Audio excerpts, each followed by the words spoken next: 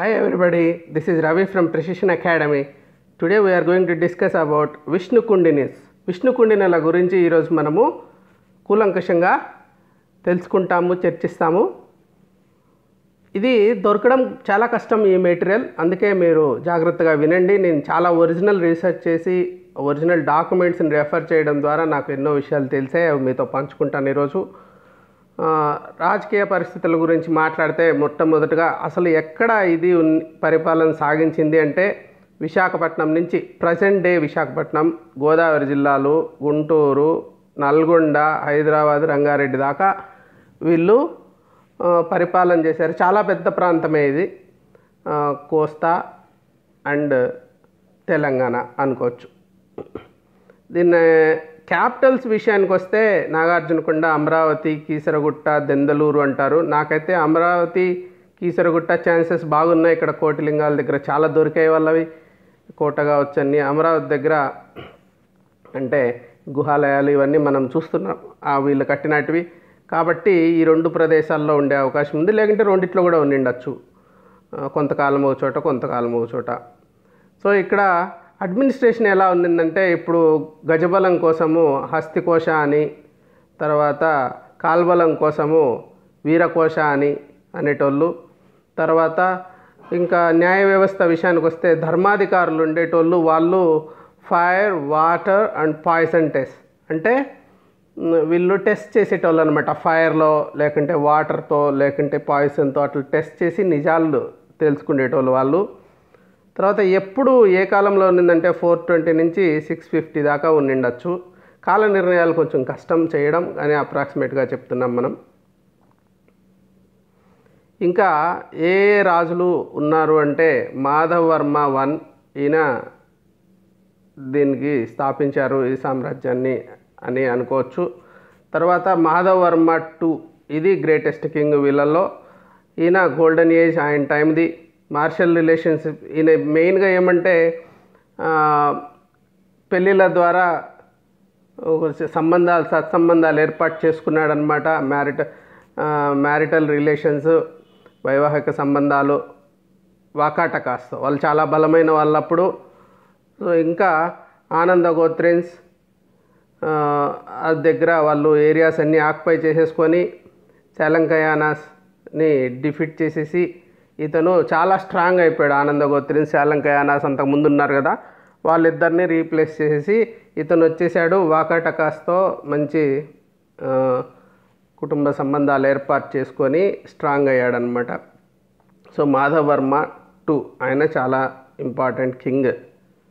విక్రమేంద్రవర్మ 2 ఇది మధ్యలో మాధవరం తర్వాత కొంచెం తగ్గిపోతే గ్లోరీ, దాన్ని మళ్ళీ రివైవ్ చేశాడు. జనాశ్రయ మాధవవర్మ 4 ఈయన ఏమంటే లాస్ట్ ఇంపార్టెంట్ కింగ్ వాళ్ళకి. ఇప్పుడు అడ్మినిస్ట్రేషన్ వచ్చేసి విషయ, గ్రామ, పల్లిక, గ్రామ ఈ రకంగా డివైడ్ చేసి అడ్మినిస్ట్రేట్ చేసేటోళ్ళు వాళ్ళు. ఇంకా మత పరిస్థితుల గురించి ఎన్నో విషయాలు మనకు ఈ వీళ్ళ సంబంధించి తెలుస్తున్నాయి. అదొచ్చి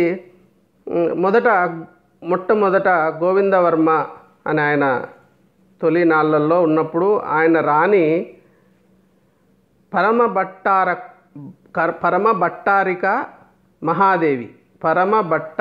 మహాదేవి ఈమె పేరు బాగా గుర్తుపెట్టుకోవాలి మనము. ఆమె బుద్ధిస్టులను బాగా సపోర్ట్ చేసింది.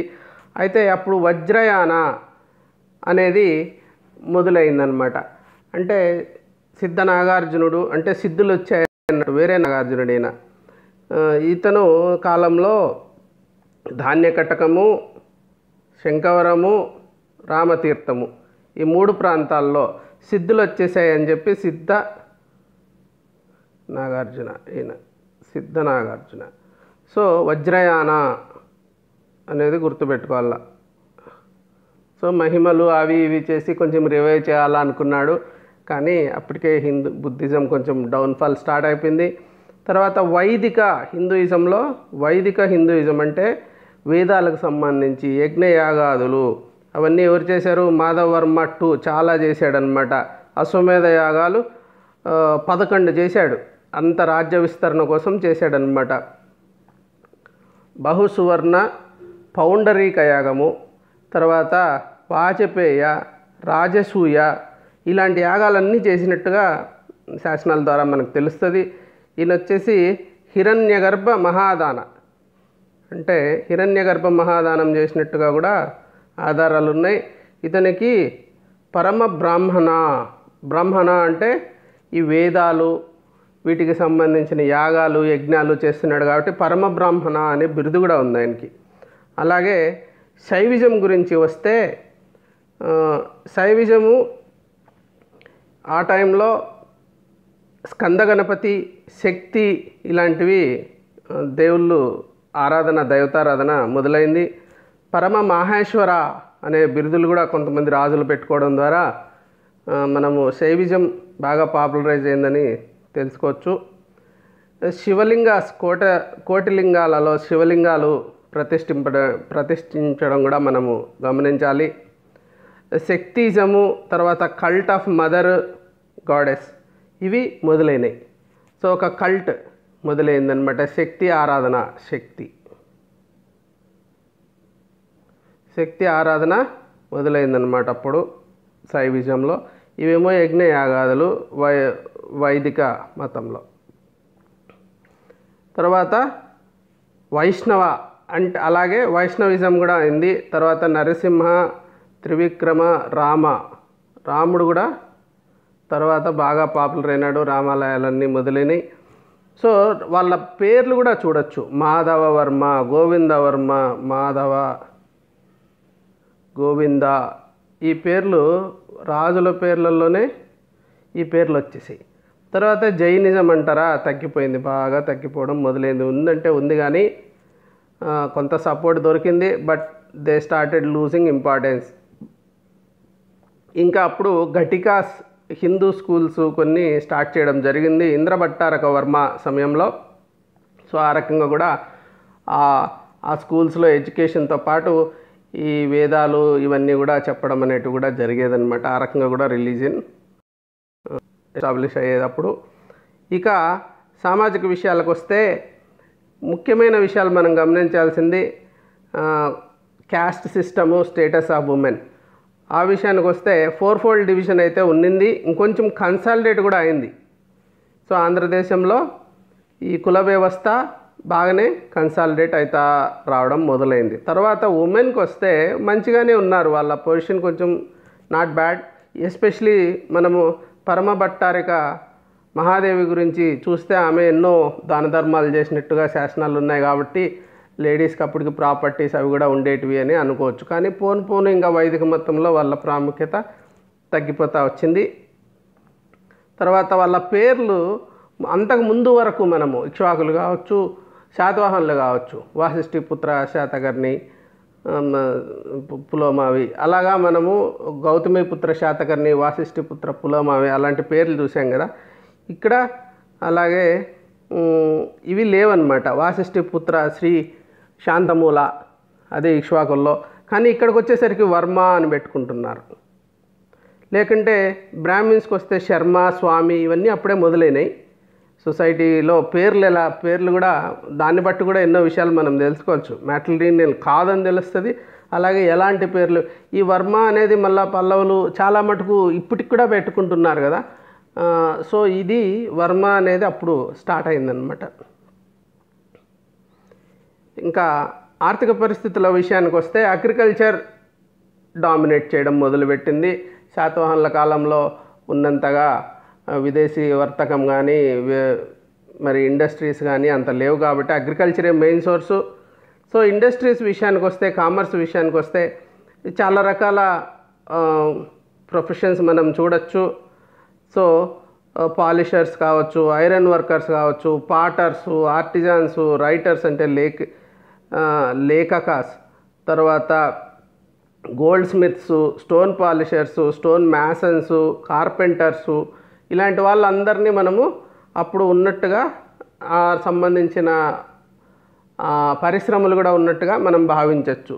ట్యాక్స్ విషయానికి వస్తే కారా అనేదాన్ని వాళ్ళు కలెక్ట్ చేసేటోళ్ళు అందరి దగ్గర, ముఖ్యంగా వ్యవసాయం సంబంధించి అగ్రికల్చర్లో. తర్వాత ట్యాక్స్ అది అదర్ ప్రొఫెషన్స్లో కూడా ప్రొఫెషనల్ ట్యాక్స్, అగ్రికల్చర్ ట్యాక్స్ ఆ రెండు మెయిన్.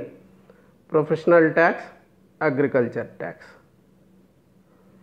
ఇవి చాలా అన్ఇంపార్టెంట్ ప్రస్తుతం, కానీ ఆ రోజుల్లో ఆ రెండింటి ద్వారానే వాళ్ళకి ఎక్కువ వచ్చేది. అయితే ఇక్కడ చాలా ముఖ్యమైన విషయం ఒకటి ఏమంటే ఎక్స్పెండిచర్ గురించి. ఇది మామూలుగా ఎక్కడ దొరకదు. రాజుల అప్పుడు ఎలా ఖర్చు పెట్టేటోళ్ళు అని చూస్తే టెంపుల్స్కి ఎక్కువ ఖర్చు పెట్టేటోళ్ళు. ఈ రోజులతో కంపేర్ చేసుకుంటే ఇప్పుడు అసలు టెంపుల్స్కి గవర్నమెంట్ ఏం ఖర్చు పెట్టదు కదా, కానీ అప్పుడు పెట్టేటోళ్ళు. మోనాస్ట్రీస్కి, టెంపుల్స్కి, అసెంబ్లీ హాల్స్కి ఖర్చు పెట్టేటోళ్ళు. అండ్ అలాగే ఇరిగేషన్ కూడా ఖర్చు పెట్టారు బాగా. ఇరిగేషన్ అంటే ట్యాంక్స్ అండ్ వెల్స్ ఎందుకు పెట్టారు? వాటి రిపేర్స్ కోసం. ఎందుకంటే ట్యాక్స్లు ఎక్కువ వస్తాయి కదా, బాగా డెవలప్ అయిందనుకో అగ్రికల్చర్, ఎక్కువ ట్యాక్స్లు వస్తాయి. So main source of income agriculture నుంచినే రావాలి, అగ్రికల్చర్ ట్యాక్స్.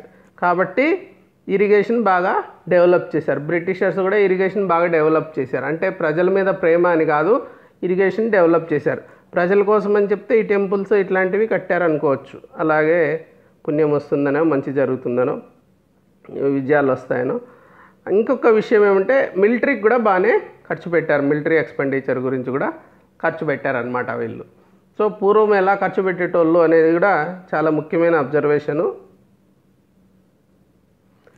ఇంకా భాషా సాహిత్యం విషయానికి వస్తే సంస్కృతము బాగా ప్రామినెంట్ అయిపోయింది.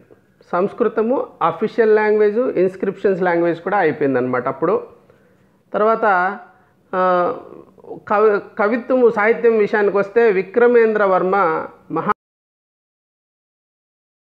మహానికి, అలాగే మాధవ్ వర్మ వచ్చేసి జనాశ్రయ ఛందో విచ్చితి. Important point.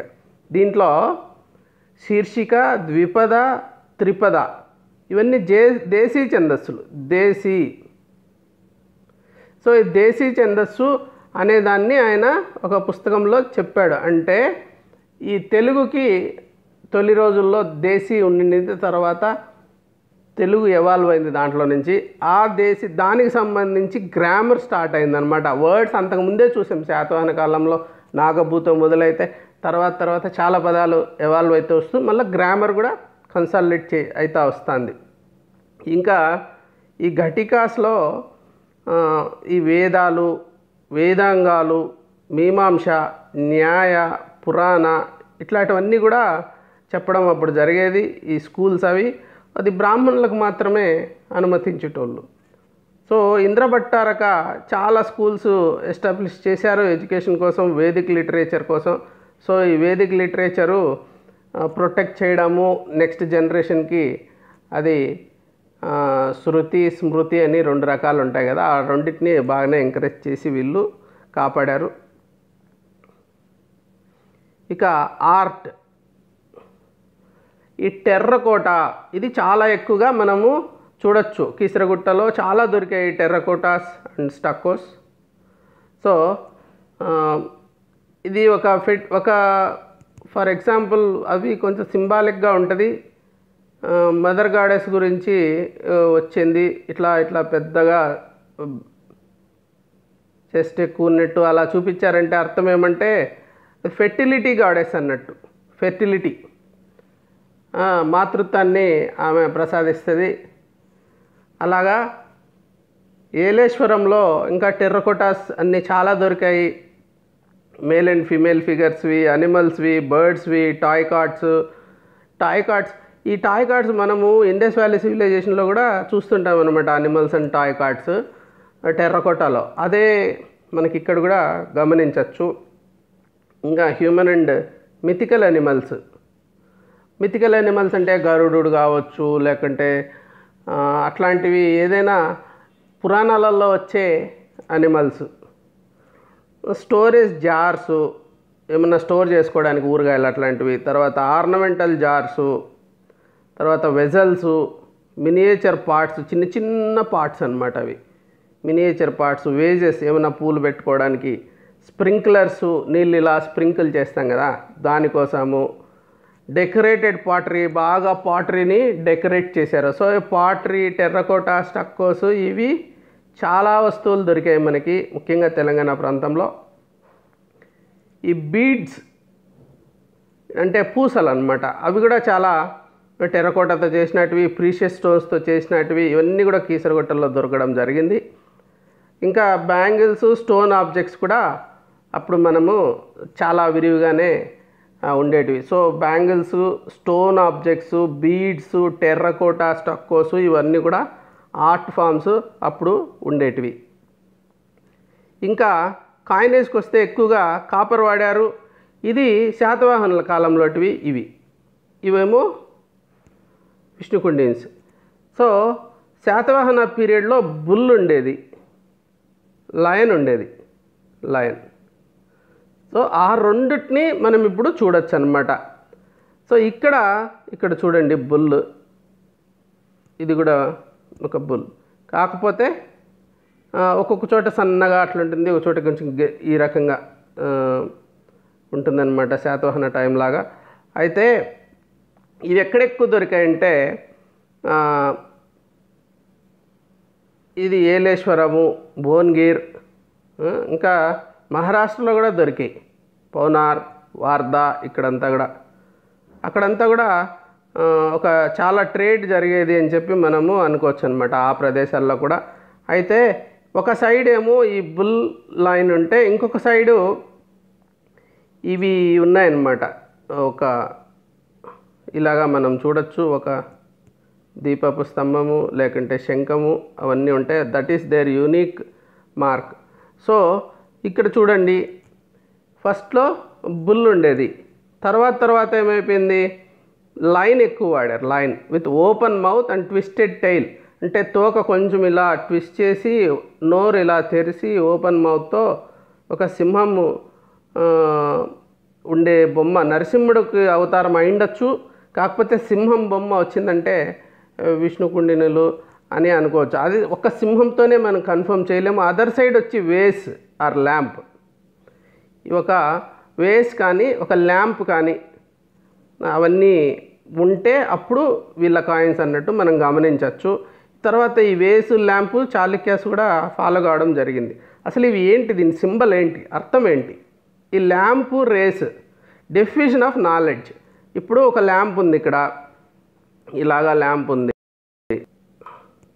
So definition of నాలెడ్జ్కి అన్ని వైపులకి నాలెడ్జ్ వెళ్ళడం కోసము ల్యాంప్ అండ్ రేస్ అనేది వాళ్ళు చాలా చూపించారు. ఇక్కడ చూడండి, రేస్ అంటే కిరణాలు.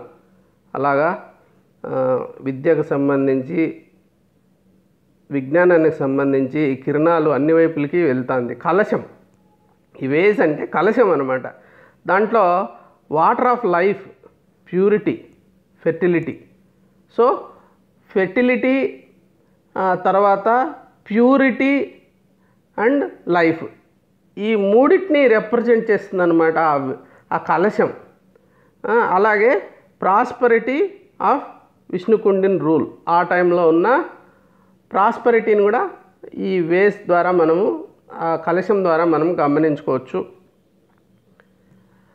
తర్వాత శంఖము, త్రిశూలము, స్వస్తిక ఇవి కూడా మనము గమనించవచ్చు అనమాట, ఈ సింబల్స్ కూడా. సో వేస్ అండ్ రేస్ కనిపించాయంటే ఒక సైడు, ఇంకొక సైడు సింహం బొమ్మ ఉందంటే ఇది విష్ణుకుండినిది అని చెప్పి మనము అనుకోవచ్చు అనమాట ఈ కాయిన్స్. ఇక ఆర్కిటెక్చర్ విషయానికి వస్తే మొఘల్ రాజ్పురం, ఇక్కడ 5 గుహాలయాలు ఉన్నాయి. సో నటరాజ విగ్రహం కానీ, గణేష చాలా మంచి కండిషన్లో మనం చూడొచ్చు మొఘల్ రాజ్పురంలో. తర్వాత Ardhanarishvara, the earliest in south India. So దక్షిణ భారతదేశంలో తొలి నాళ్ళల్లోనే అర్ధనారీశ్వర, ఒకవైపు శివుడు ఉంటాడు, ఒకవైపు పార్వతి. సో ఇద్దరు ఉండేలాగా ఒక స్తూపాన్ని, ఒక శిల్పాన్ని చెక్కితే అర్ధనారీశ్వర శిల్పం అవుతుంది అది. సో ముగ్గురు దేవుళ్ళు, త్రిమూర్తులు ఉండడము, తర్వాత అర్ధనారీశ్వరుడు, నటరాజు చాలా క్లియర్గా ఎన్నో చేతులతో డ్యాన్స్ పోజ్లో ఉన్న నటరాజు, ఇవన్నీ మొఘల్ రాజ్పురంలో చూడొచ్చు. ఇంకా ఉండవల్లి కేవ్స్కి వస్తే ఇది మొట్టమొదటిగా జైన్స్ ఉండేటోళ్ళు విహారంలాగా అనుకుంటున్నారు, తర్వాత బుద్ధిస్ట్ మాంగ్స్. కానీ తర్వాత విశ్వకర్మ స్థపతిస్ అనేటివి వచ్చాయి మొట్టమొదట. తర్వాత వైష్ణవ ఆల్వార్స్ కూడా స్కల్ప్చర్స్ అన్నీ లేటర్ పీరియడ్లో యాడ్ చేయడం జరిగింది. మొదటి అంతస్తులో dedicated to trinity, Shiva, Vishnu, Brahma. So త్రిమూర్తుల కోసము డెడికేట్ చేయడం జరిగింది. తర్వాత సెకండ్ స్టోరీ వచ్చేసి విష్ణు, అది సర్పెంట్ మీద ఒక పాము మీద అనంత పద్మనాభ స్వామి, అనంతుడి మీద ఉన్న పద్మనాభ చాలా పొడవైన గ్రానైట్ పాముకి తర్వాత అక్కడ పద్మనాభ స్వామి ఉన్నట్టు అదంతా ఒక సింగిల్ బ్లాక్ ఆఫ్ గ్రానైట్లో ఉండవల్లిలో చెక్కడం జరిగింది. సో ఇవి మీరు గమనించాల్సింది ఏమంటే వినాయకుడు చూడండి ఇప్పుడు ఎలా ఉంటాడో అది అప్పటికే ఫామ్ స్టార్ట్ అయింది. తర్వాత ఇవి చాలా పెద్దవి ఉండవల్లి గుహలు, అది 29 మీటర్స్ లాంగ్, 16 మీటర్స్ వైడ్, 29, 16 అంత ఉందన్నమాట అది. సో ఈస్ట్ ఫేసింగ్ ఫెషేడ్ అది. So monolithic example of Indian rock cut architecture, ఇది చాలా ఇంపార్టెంట్ పాయింట్. తర్వాత పల్లవులు దీన్ని ఇక్కడ స్టార్ట్ అయిన దాన్ని చూసి తెలుసుకొని అక్కడ కూడా స్టార్ట్ చేశారు. మహాబలిపురము అక్కడంతా కూడా కాంచి అవన్నీ కూడా ఈ monolithic cave rock cut architecture అనేది స్టార్ట్ అయింది ఇక్కడి నుంచినే వేరే చోట్లకి వెళ్ళింది. తర్వాత పల్లవ మహేంద్రవర్మ దీన్ని చూసి ఇన్స్పిరేషన్ పొంది మహాబలిపురంలో చేశారు. తర్వాత కూడా ఇంకా ఈస్టర్న్ చాళుక్యస్ కూడా దీన్ని కంటిన్యూ చేశారు. ఇదే పొడవైన పద్మనాభస్వామి, అనంత పద్మనాభస్వామి, ఇవి స్థపతీస్, ఇవన్నీ కూడా స్కల్ప్చర్స్, ఆల్వార్స్ ఇవన్నీ వచ్చాయి.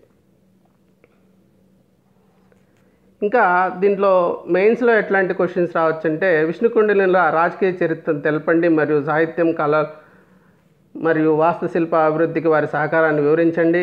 రెండోది విష్ణుకుండిల పాలనా వ్యవస్థ మరియు ఆర్థిక పరిస్థితుల గురించి చర్చించండి.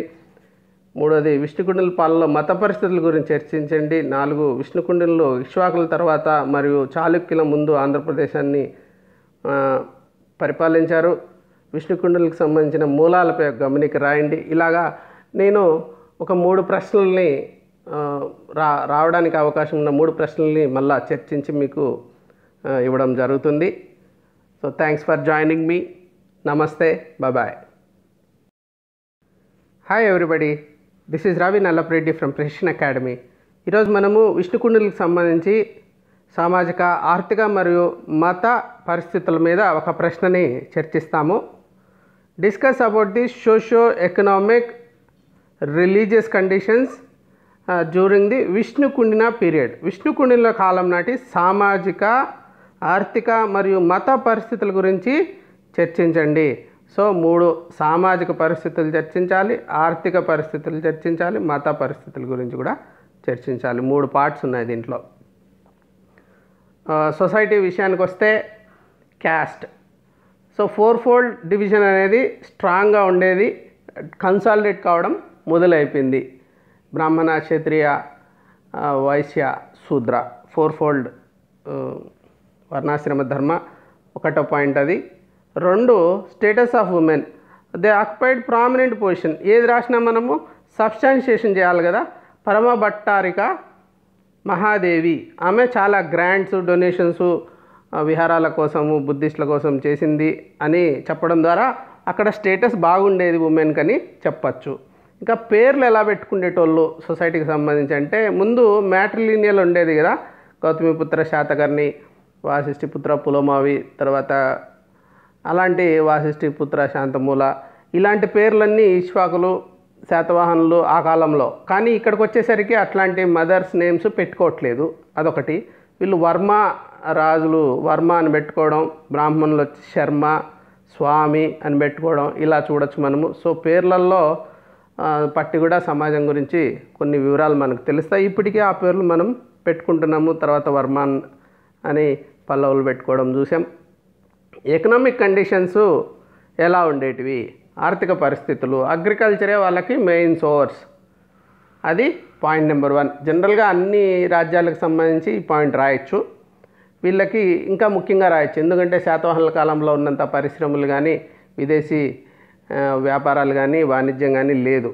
ఇండస్ట్రీస్ విషయానికి వస్తే చాలా రకాలైన వర్కర్స్ గురించి మనకు తెలుస్తుంది. Like building workers, polishers, iron workers, potters, artisans, writers, goldsmiths, stone polishers, stone masons, carpenters, ఇలా ఇన్ని రకాల వృత్తి పనుల వాళ్ళు ఉన్నట్టుగా మనకు తెలుస్తుంది. అలాగే ఆ వృత్తి పనుల వాళ్ళు ఉన్నారంటే దానికి సంబంధించిన పరిశ్రమలు కూడా ఉన్నట్టే. తర్వాత ట్యాక్స్ విషయానికి వస్తే కారా అనేది అప్పుడు ట్యాక్స్ అనమాట కలెక్ట్ చేసేటోళ్ళు. సో అది ఎక్కడి నుంచి వచ్చేది ట్యాక్స్ వాళ్ళకి? ట్యాక్స్ ఏమో ఇట్లా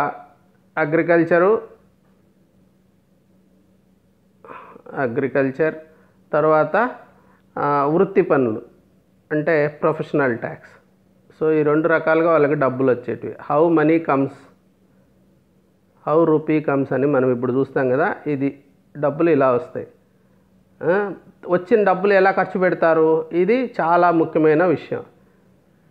మనకి డబ్బులు ఖర్చు పెట్టేది, డబ్బులు వచ్చేది అన్ని చోట్ల దొరకదు. చాలా కష్టపడి కనుక్కున్నాను నేను. ఖర్చు పెట్టడం విషయానికి వస్తే టెంపుల్స్, మోనాస్ట్రీస్. సో టెంపుల్స్కి బాగా ఖర్చు పెట్టారంటే రిలీజియన్ కోసం బాగా ఖర్చు పెట్టారు గవర్నమెంట్లో డబ్బులు. తర్వాత విషయానికి వస్తేనేమో ఇంకా అసెంబ్లీ హాల్స్ అంటే గవర్నమెంట్ కోసం అసెంబ్లీ హాల్స్, ఎవరైనా అసెంబ్లీ హాల్స్ ఇట్లాంటివి కన్స్ట్రక్ట్ చేశారు. తర్వాత అగ్రికల్చర్ రిలేటెడ్గా అంటే ఇరిగేషన్ డెవలప్ చేశారు. సో అగ్రికల్చర్ రిలేటెడ్గా వెల్స్, రిపేర్స్, ట్యాంక్స్ ఇలాంటివన్నీ కూడా చేశారనమాట. ఇంకా ఒకటి వచ్చి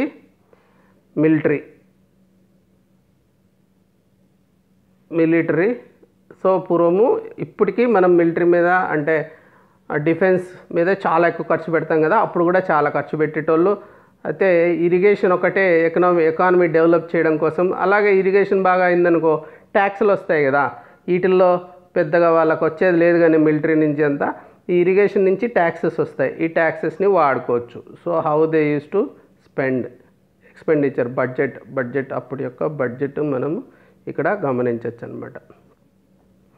సో ఇంకా రిలీజియన్, మత పరిస్థితుల్లో బుద్ధిజం, గోవిందవర్మ ఆయన భార్య పరమ భట్టారిక మహాదేవి, వీళ్ళిద్దరూ బాగానే బుద్ధిజంని సపోర్ట్ చేశారు. అయితే అప్పుడు వజ్రయాన అనేది మొదలైంది. సిద్ధ నాగార్జునుడు వజ్రయానాన్ని ప్రమోట్ చేయడము, తర్వాత ధాన్యకటకము, శంకవరము, రామతీర్థము ప్రముఖ స్థానాలుగా అప్పుడు ఉన్నాయి వజ్రయానానికి. మొట్టమొదట హీనయాన అనేది ఉండేది కదా, తర్వాత మహాయాన. అది మహాయానము నాగార్జునకొండలో ఉన్న ఆచార్య నాగార్జునులు ప్రమోట్ చేస్తే వజ్రయాన అనేది తర్వాత వచ్చింది. అంటే సిద్ధులు అవన్నీ ప్రమోట్ చేయడం, అంటే ఆల్రెడీ బుద్ధిజం పడిపోతుంది కాబట్టి ఇట్లా చేసి జిమ్మిక్స్ రివైవ్ చేద్దామని వజ్రయాన. సో ఆ వజ్రయాన కూడా తర్వాత ఏం పెద్ద పాపులరైజ్ కాలేదు, ఎందుకంటే హిందూ దేవుళ్ళు వాళ్ళ మహిమలు అవన్నీ ఎక్కువ పాపులరైజ్ అయిపోయాయి కాబట్టి. తర్వాత హిందూ ధర్మం గురించి వస్తే వైదిక మతము అది చాలా ఎక్కువ ఉండింది. అయితే ఎవరు అంటే మాధవవర్మ II, ఈయన గ్రేటెస్ట్ కింగ్ కదా. ఆయన 11 అశ్వమేధ యాగాలు చేశారు, రాజసూయ యాగం చేశాడు, వాజపేయ, బహు సవర్ణ, పౌండరీక ఇట్లాంటి యాగాలు, యజ్ఞాలు అవన్నీ చేయడం వలన అది ఆ రోజుల్లో వైదిక హిందూ మతం అనేది బాగా ప్రచారంలోకి వచ్చింది. తర్వాత హిరణ్యగర్భ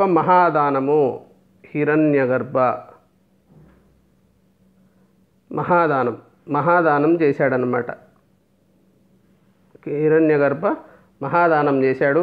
ఇతనికి పరమ బ్రాహ్మణ అనే పేరుంది. పరమ బ్రాహ్మణ.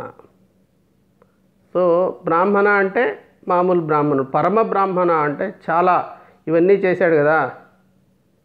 సో పరమ బ్రాహ్మణ, యాగాలు యజ్ఞాలు ఇన్ని చేసిన తర్వాత ఆయన హీ క్లెయిమ్ టు బి ఏ పరమ బ్రాహ్మణ్. సో ఇంకా శైవిజం గురించి వస్తే స్కంద గణపతి, శక్తి ఇలాంటివి బాగా ప్రాచుర్యం పొందిన దేవాలయాలు, గుళ్ళు, దైవతారాధన వీటి మీద ఎక్కువ జరిగింది. గణపతి తర్వాత మనము గుహల్లో కూడా చూడొచ్చు, ఉండవల్లి గుహలో అక్కడ. పరమ మాహేశ్వర అన్న పేర్లు కూడా వీళ్ళు పెట్టుకోవడం రాజులు, దాన్ని బట్టి కూడా శైవిజం ఉందని తెలుస్తుంది. శివలింగాలు కీసరగుట్ట, చాలా శివలింగాలు మనము చూడొచ్చు, శివలింగాస్ కీసరగుట్టలో. సో తర్వాత శక్తి కల్ట్ అనేది మదర్ గాడెస్ కల్ట్, శక్తిజము మదర్ గాడెస్ కల్ట్ అనేది ఇప్పుడు స్టార్ట్ అయిందనమాట. ఇంకా వైష్ణవిజం గురించి వస్తే నరసింహ, త్రివిక్రమ, రామ. సో ఇప్పుడు ఆ తర్వాత ప్రతి పల్లెలో రామాలయాలు మనము వెలయడం చూసాము. సో రాముడికి ఇక్కడ స్టార్ట్ అయిందనమాట వైష్ణవిజంతో. ఈ రాముడు సంబంధించిన గుళ్ళు, నరసింహ, తర్వాత రామ, ఈ రెండు చాలా ఎక్కువగా ప్రాచుర్యం పొందాయి. తర్వాత రూలర్స్ వచ్చి మాధవవర్మ, గోవిందవర్మ ఇట్లాంటి పేర్లు చూస్తున్నాం మనం. మాధవ, గోవింద ఇవన్నీ పేర్లు పట్టే వాళ్ళు వాళ్ళ పేరెంట్స్ ఏ మతానికి, ఏ టైప్ ఆఫ్ హిందూయిజానికి సపోర్ట్ చేశారో మనకి అర్థమవుతుందన్నమాట ఈ రాజుల పేర్లు. తర్వాత జైనిజం అంటే ఉంది, కొంచెం సపోర్ట్ దొరికింది, కానీ జైనిజంకి ఇంపార్టెన్స్ తగ్గిపోతూ వచ్చిందనమాట. ఇంకా విషయాలు తెలుసుకోవాలంటే ఇంద్రభట్టారక వర్మ ఘటికా స్టార్ట్ చేశాడు. ఘటికాస్లో హిందూ స్కూల్స్ మెయిన్గా అక్కడ ఈ వేదాలు, వేదాంగాలు ఇవన్నీ బోధించడము, ఆ రకంగా కూడా ఈ హిందూ మతానికి తోడ్పడడం అనేది జరిగింది. సో ఇప్పుడు ఒకసారి రీక్యాప్ చేసుకున్నాం. అప్పుడు క్యాస్ట్ సిస్టమ్ ఉన్నింది, స్టేటస్ ఆఫ్ ఉమెన్ బాగానే ఉన్నింది, నేమ్స్ మ్యాట్రిలీనియల్ కాదు, తల్లి పేరుతో కాకుండా ఇంకా వర్మ, శర్మ ఇట్లాంటి పేర్లు మనము చూస్తాము. ఇంకా అగ్రికల్చర్ చాలా వ్యవసాయము చాలా ప్రముఖ పాత్ర వహించేది. ఇండస్ట్రీలో డిఫరెంట్ టైప్స్ ఆఫ్ వర్కర్స్ మనం చూసాం, పాలిషర్స్, కార్పెంటర్స్ ఇట్లాంటి వాళ్ళు, ఐరన్ వర్కర్స్. సో ట్యాక్స్ వచ్చి కారా అని అగ్రికల్చర్ ట్యాక్స్ కానీ, తర్వాత ప్రొఫెషనల్ ట్యాక్స్ కానీ ఉండేది, వృత్తి పన్ను, వ్యవసాయం మీద పన్ను.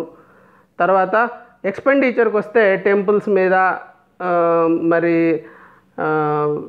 వ్యవసాయాన్ని అభివృద్ధి చేయడం కోసము ఇరిగేషన్ మీద, మిలిటరీ మీద, వీటన్నిటి మీద ఖర్చు పెట్టడం జరిగింది. బుద్ధిజం, ఇంకా రిలీజియన్స్లో బుద్ధిజంలో పరమభట్టారిక మహాదేవి సపోర్ట్ చేయడం జరిగింది. అప్పుడు వజ్రయాన కూడా వచ్చింది, సిద్ధనాగార్జున. తర్వాత వైదిక మతానికి మంచి ప్రమోషన్ ఉండింది, పరమ బ్రాహ్మణ అని కూడా రాజులు పేర్లు పెట్టుకోవడం చూసాం. శైవ మతానికి విషయం వస్తే కోటిలింగాల్లో చాలా పెద్ద శైవ క్షేత్రము, ఎన్నో శివలింగాలను ప్రతిష్ఠించడం అక్కడ జరిగింది. పరమ మాహేశ్వర అన్న బిరుదులు కూడా వాళ్ళు పెట్టుకున్నారు. వైష్ణవిజంలో మరి మాధవ, కేశవ ఇట్లాంటి పేర్లు చూస్తే మనకి వైష్ణవిజం అప్పుడు బాగుంది అని తెలుస్తుంది. జైనిజం కూడా ఉన్నింది, కొంత సపోర్ట్ దొరికింది, కానీ it started losing ground. Now I ask you to pass this video and reproduce all 12 points. మనం 12 పాయింట్లు డిస్కస్ చేసాము. ఆ 12 సబ్ హెడింగ్స్, దాని డీటెయిల్స్ మీరు ఇప్పుడు రీప్రొడ్యూస్ చేయడానికి ట్రై చేయండి, మనసులో కానీ పేపర్ మీద కానీ. రాకపోతే మళ్ళీ ఒకసారి వీడియో చూడండి, వారం తర్వాత ఒకసారి, నెల తర్వాత ఒకసారి రివైజ్ చేసుకోండి. మీకు కావాల్సిన వాళ్ళకి, స్నేహితులకి చూడకుండా ఈ విషయాలన్నీ చెప్పండి. అప్పుడు మీకు ఇది పర్మనెంట్గా మీ లాంగ్ టర్మ్ మెమరీలోకి వచ్చేస్తుంది. మీరు ఇంతవరకు ప్రెసిషన్ అకాడమీ ఛానల్కి సబ్స్క్రైబ్ చేయకుండా ఉంటే సబ్స్క్రైబ్ చేసుకోండి, బెల్ సింబల్ నొక్కండి. ఇంకా ఏమైనా మీకు కావాలంటే ఈ కోర్సెస్ గురించి, మెంటర్షిప్ గురించి 8101010405060848 ఏదో ఒక నెంబర్కి మీరు ఫోన్ చేయొచ్చు. Thanks for joining me. నమస్తే. Namaste, good morning. This is Ravi Nallapreddy from Precision Academy. Today we are going to discuss one more question on Vishnu Kundinis. Vishnu Kundinila కాలం నాటి భాష, సాహిత్యం మరియు కళల గురించి చర్చించండి. Discuss about language, literature and arts during Vishnukundin period. ఇది చాలా కష్టమైన ప్రశ్న, కష్టం ఎక్కువ ఉంది దీంట్లో ఈ ప్రశ్న. ఎందుకంటే అసలు దీని గురించి ఎక్కడ ఇన్ఫర్మేషన్ లేదు. ఏమని రాస్తాం, లాంగ్వేజ్, లిటరేచర్ ఏముందని, అప్పుడు ఏమి కళలు ఉన్నాయని ఏమి తెలీదు. ఏదో ఒక 2 లైన్లు ఉంటుంది ఏ పుస్తకంకి వెళ్ళినా కానీ, మరి ఉండవల్లి గుహల గురించి అట్లా. అంతే తప్పించి ఇంత డీటెయిల్డ్ ఏ పుస్తకంలో ఉండదు. ఇట్లాంటి ఇంత టఫ్ క్వశ్చన్స్ రాకూడదని మామూలుగా కోరుకుంటా ఉంటారు ఇన్ని రోజులు. ఇక మీదట రావాలని కోరుకోండి. ఎందుకంటే ఎట్లాంటి ప్రశ్న అడిగినా సమాధానం చెప్పడానికి సిద్ధంగా నేను నా విద్యార్థులను తయారు చేస్తున్నాను. కాబట్టి మీకు స్పెషల్ ఎడ్జ్ అడ్వాంటేజ్ వస్తుంది డిఫికల్ట్ క్వశ్చన్స్ వస్తాయి. అప్పుడు అన్ని పాయింట్స్ మనము బాగా రాసేసి బెస్ట్ స్కోర్ తెచ్చుకుంటే ఇట్స్ ఎ కాంపిటేటివ్ ఎగ్జామ్, అంటే రిలేటివ్ పర్ఫార్మెన్స్ బాగుండాలి కాబట్టి మంచి స్కోర్ చేయొచ్చు. దీనికి ఇది ఒక డిఫికల్ట్ క్వశ్చను. అయితే ఈ ఒక 10 మినిట్స్లో మీరు ఈ నాలెడ్జ్ గెయిన్ చేసుకొని మీ సొంతం చేసుకోబోతున్నారు. సో కేర్ఫుల్గా వినండి. అప్పుడు ఏ లాంగ్వేజ్ అయినా కానీ మనం ఒక స్ట్రక్చర్ క్రియేట్ చేసాం అంటే ఫస్ట్ అఫీషియల్ లాంగ్వేజ్ ఎలా వాడేవాళ్ళంటే అఫీషియల్ లాంగ్వేజ్ ఏది? సాంస్క్రిట్. ఇన్స్క్రిప్షన్స్ దేంట్లో ఎక్కువగా సాంస్క్రిట్లోనే ఉండేది. ఇంకొకటి ముఖ్యమైన విషయము, తెలుగు గురించి వస్తే దేశీ అనేది అప్పుడు డెవలప్ అవుతూ వచ్చింది. దానికి గ్రామర్ కూడా స్టార్ట్ అయింది. అంతకుముందే శాతవాహనుల కాలంలోనే నాగబు అట్లాంటి పదాలు, తర్వాత ఇష్వాకుల కాలంలో అంతా పెరుగుతూ వచ్చింది. ఇప్పటికి వచ్చేసరికి గ్రామర్ ఎవాల్వ్ కావడం మొదలైంది. అదే మళ్ళా విక్రమేంద్ర వర్మ ఆయన మహాకవి అని చెప్పుకోవడము, దాన్ని బట్టి ఆయన ఏదో రాశారని మనకు అర్థమవుతుంది, అది లిటరేచరు. తర్వాత మాధవ్ వర్మ జనాశ్రయ ఛందో విచితి అంటే ప్రజలల్లో ఉన్న ఛందస్సు, దాని గురించి రాశారు. శీర్షిక, ద్విపద, త్రిపద ఇవన్నీ దేశీ ఛందస్సులు. ఇవన్నీ దేశీ ఛందస్సులన్నింటినీ ఆయన ఒక గ్రంథంలో కోడీకరించడం జరిగింది. ఇది చాలా ముఖ్యమైన పాయింట్. ఇది లాంగ్వేజ్కి సంబంధించి, లిటరేచర్కి సంబంధించి గ్రామర్ స్టార్ట్ అయింది తెలుగుకు మూల భాష అయిన దేశీ నుంచి. సో ఎడ్యుకేషన్ విషయానికి వస్తే ఘటికాస్, దాంట్లో వేదాలు, వేదాంగాలు, మీమాంస, న్యాయ, పురాణ ఇట్లాంటివన్నీ చెప్పేటోళ్ళు. ఇది బ్రాహ్మణులకు మాత్రమే ఉండేది. ఇంద్రభట్టారక ఆయన చాలా స్కూల్స్ స్టార్ట్ చేశాడు ఎడ్యుకేషన్, వేదిక్ లిటరేచర్ కోసం. సో ఈ భాష అఫీషియల్ లాంగ్వేజ్ ఏంటి, ఇన్స్క్రిప్షన్స్ ఏంటి, ప్రజల భాష దేశీ ఏంటి, అప్పుడు సాహిత్యం ఎలా ఉండేది, మరి విద్యారంగంలో ఏ భాష వాడేవాళ్ళు, ఈ 5 పాయింట్లు భాషా సాహిత్యం గురించి మీరు తెలుసుకోవాలి. తర్వాత ఆర్ట్లో ఏం ఆర్ట్ ఉండేదంటే టెర్రకోటా గురించి ముఖ్యంగా మనం రాయాలన్నమాట, అండ్ స్టక్కోస్. సో ఇవి మెయిన్గా కీసరగుట్టలో చాలా దొరికాయి. సో ఇంకొకటి మదర్ గాడెస్ అట్లాంటివి శిల్పాలు ఉన్నప్పుడు చిన్న చిన్న టెర్రకోటవి బొమ్మలు దొరికినప్పుడు ఎత్తైన స్తనాలు అలాంటివి చూపించడం ద్వారా అది ఫెర్టిలిటీకి సంబంధించి గాడెస్ అని మనము గుర్తుంచుకోవాలి. ఫెర్టిలిటీ గాడెస్ అంటే పిల్లలు పుట్టడానికి అనుగ్రహిస్తుంది అన్నట్టు.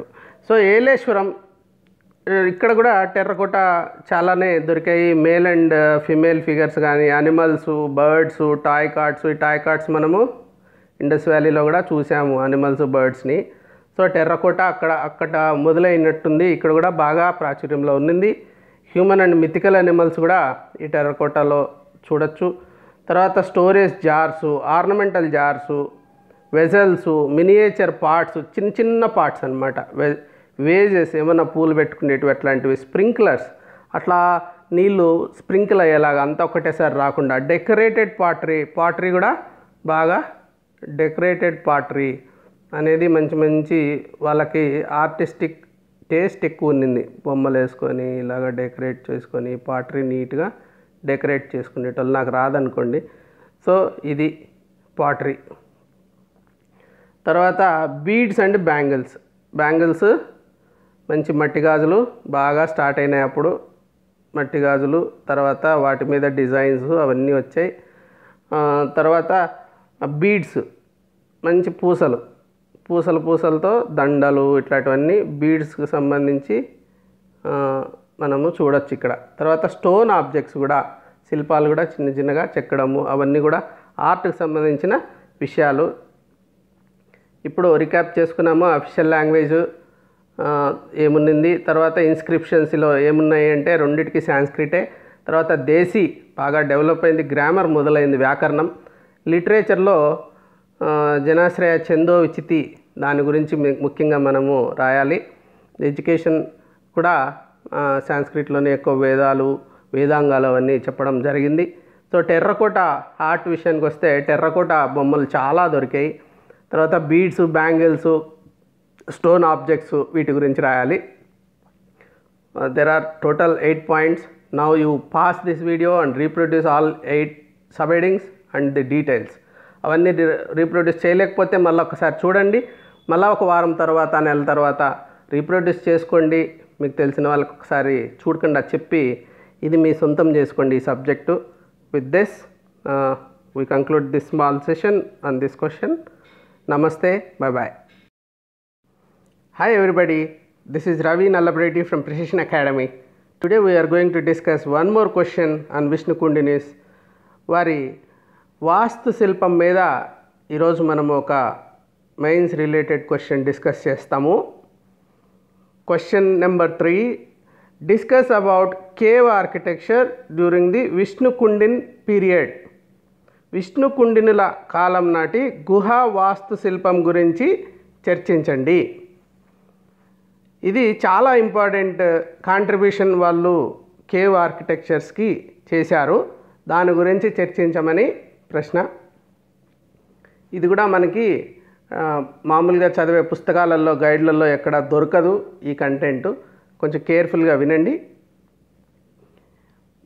ఇప్పుడు పాయింట్ వైజ్ చెప్తాను. మొఘల్రాజ్పురం, ఉండవల్లి 2 అన్నమాట వీళ్ళ మేజర్ కాంట్రిబ్యూషన్స్. అక్కడ ఒక 5 గుహాలయాలు ఉన్నాయి, రాక్ కట్ కేవ్స్. అక్కడ దేవుళ్ళు వచ్చేసి నటరాజ, గణేష. ఇవి మంచి కండిషన్లో ఉన్నాయి. గణేష్, నటరాజ్. ఇప్పుడు కూడా ఇప్పుడుకున్న గణేష్కి మూల రూపం అక్కడ ఏర్పడడం జరిగింది. తర్వాత Ardhanarishvara statue, earliest in south India. Ardhanarishvara, శివుడు ఒకవైపు, పార్వతి ఒకవైపు, అది అర్ధనారీశ్వర. ఒకటే శిల్పంలో ఇద్దరు ఉంటారు. ఆ కాన్సెప్ట్, దాని మీద శిల్పాలు చెక్కడం మొట్టమొదట తొలిగా దక్షిణ భారతదేశంలో చూడొచ్చు. అట్లే గణేష అక్కడ విగ్రహం చూడొచ్చు. ఇంకా ఉండవల్లి గుహలకు వచ్చామంటే, ఇంతకుముందు ఆ ఉండవల్లి గుహల్లో జైన్ విహారం అయిండొచ్చు అది. అలాగే బుద్ధిస్ట్ మాంగ్స్ కూడా ఉండేవాళ్ళేమో. తర్వాత విష్ణుకుండిన కాలంలో ఇది హిందూ దేవుళ్ళకి, హిందూ ఆర్కిటెక్చర్కి ఒక చాలా ప్రముఖమైన ప్రదేశం అయింది. అక్కడ ముందు విశ్వకర్మ స్థపతీస్ ఉండేటివి. తర్వాత ఏమో వైష్ణవ ఆల్వార్స్ వాళ్ళ స్కల్ప్చర్స్ వరుసగా అక్కడ పెట్టడం చూస్తాం మనము. అలాగే ఫస్ట్ స్టోరీ, అది మల్టీ స్టోరీడ్ బిల్డింగ్. అది మొట్టమొదటి ఫస్ట్ స్టోరీలో వచ్చేసి ఇట్ ఈస్ డెడికేటెడ్ టు త్రిమూర్తి, అంటే శివుడు, విష్ణు, బ్రహ్మ, విష్ణు, మహేశ్వర ముగ్గురు ఉన్నారనమాట, త్రిమూర్తి. తర్వాత అనంత పద్మనాభ, చాలా పొడవుగా ఇలాగా ఒక పాములాగా ఒక గ్రానైట్ స్టోన్ ఉంటుంది. ఇక్కడ ఒక పడగలు ఉంటాయి. ఆ పడగల కింద పద్మనాభస్వామి పనుకొని ఉంటాడు. సో అది మనం ఇక్కడ అనంత పద్మనాభస్వామి చాలా లాంగ్ సర్పెంట్ మీద పనుకొని ఉన్నట్టు సింగిల్ బ్లాక్ ఆఫ్ గ్రానైట్, ఒకటే గ్రానైట్, చాలా పెద్ద గ్రానైట్ స్టోన్ దాని మీద చెక్కడం అనేది చూడొచ్చు.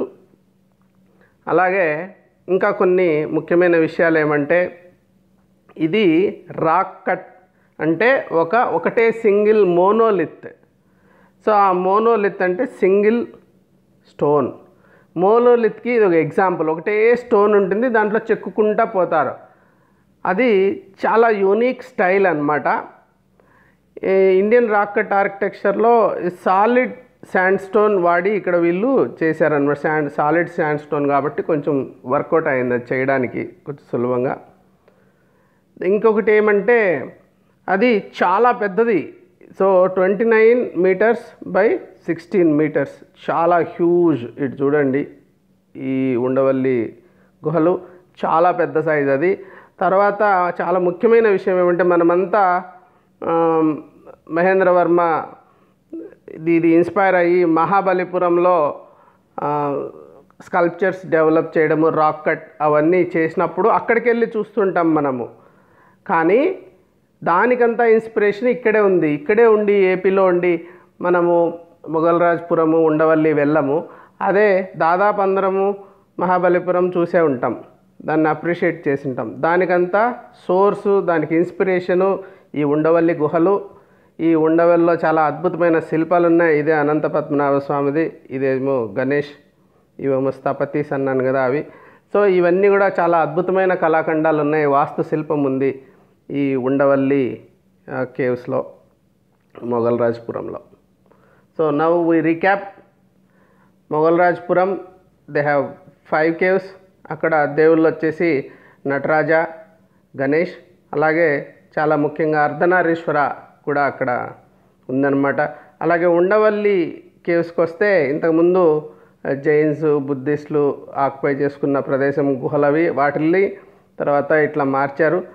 దానికి విశ్వకర్మాసు, అల్వార్సు, స్థపతీస్ మనం చూడొచ్చు. త్రిమూర్తి అంటే బ్రహ్మ విష్ణు మహేశ్వర్లకి అక్కడ ఒక ఫ్లోర్ అంకితం చేశారు. అలాగా అక్కడ అనంత పద్మనాభ స్వామి, చాలా పొడవైన పాము అనంతుడు, దానిపైన ఉన్న పద్మనాభ స్వామి. అలాగే రాక్ కట్కి ఇది చాలా స్టార్టింగ్ పాయింట్. సౌత్ ఇండియాలో రాక్ కట్ ఇన్స్పిరేషన్ అందరికీ ఇక్కడి నుంచి వచ్చింది. పల్లవాస్ అంతా దీని నుంచి చూసి తెలుసుకోవడం జరిగింది. 29 meters by 16 meters, చాలా పెద్ద సైజు, చాలా లార్జ్ స్కేల్లో ఉన్న కేవ్స్ అన్నమాట ఇవి. Now you stop or pause this video. ఒక 10 హెడ్డింగ్స్ ఉన్నాయి, 10టిని రీప్రొడ్యూస్ చేయండి, డీటెయిల్స్ రీకలెక్ట్ చేసుకోండి. రాకపోతే మళ్ళీ చూడండి. అలాగా మల్టిపుల్ టైమ్స్ చేసినా పర్లేదు, కానీ you have to reproduce everything. ఇప్పుడే విన్నారు కాబట్టి ఇప్పుడే చెప్పాలి. తర్వాత ఒక వారం తర్వాత, ఒక నెల తర్వాత మళ్ళీ రీప్రొడ్యూస్ చేసుకోండి. ఆ తర్వాత ఎవరికైనా మీకు కావాల్సిన వాళ్ళకి ఒకసారి చెప్పండి చూడకుండా. అప్పుడు దీన్ని మీ సొంతం చేసుకోవచ్చు. నమస్తే. Will meet again with some other question. Till such time, bye bye.